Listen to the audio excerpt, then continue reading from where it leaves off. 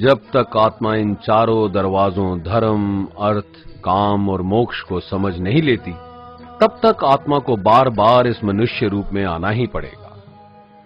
परीक्षा का समय खत्म होते ही आत्मा शरीर और अन्य सब वस्तुओं का त्याग कर देती है। जो भी संसार में रहकर बनाया वो अब किसी और का होगा और आत्मा अपने कर्मों के फैसले के लिए चली जाती है।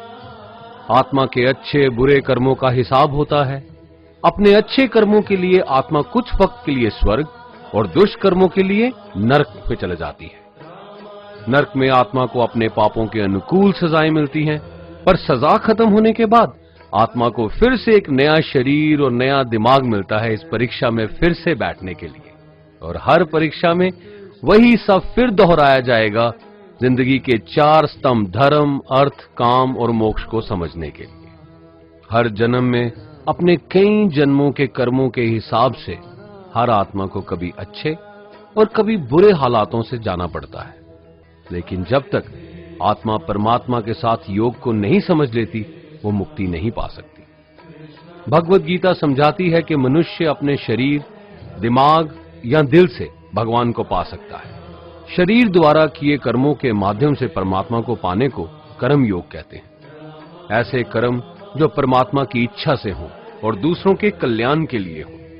वाल्मीकि ने रामायण लिख के, श्रवण ने अपने माता पिता की सेवा और उन्हें 4 धाम की यात्रा करवा के, मदर टेरेसा ने अपने प्यार और सेवा के माध्यम से, और मैडम क्यूरी ने वैज्ञानिक खोज में अपने जीवन का बलिदान देके अपने कर्मों द्वारा परमात्मा को पाया। भगवत गीता समझाती है कि एक आत्मा दिमाग से भी परमात्मा के साथ योग लगा सकती है।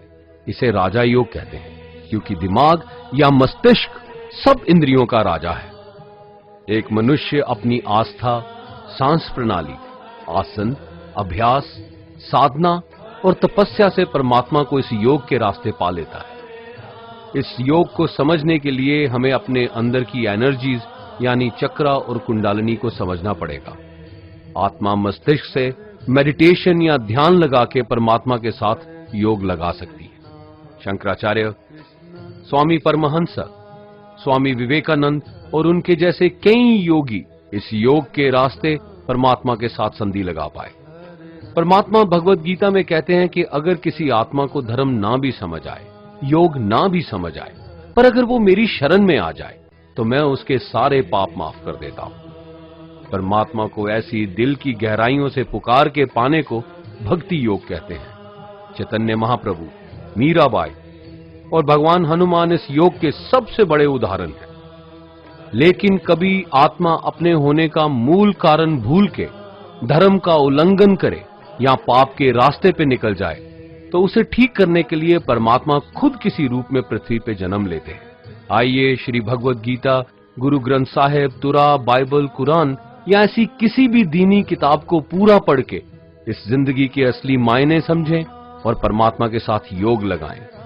अगर आपने इसे पसंद किया तो इसे औरों को बांटिए, ताकि सब आत्माएं अपने यहां होने का मूल रूप समझ सकें और इस जन्म और मृत्यु से मुक्ति पाके हमेशा परमात्मा के साथ रह सकें। धन्यवाद।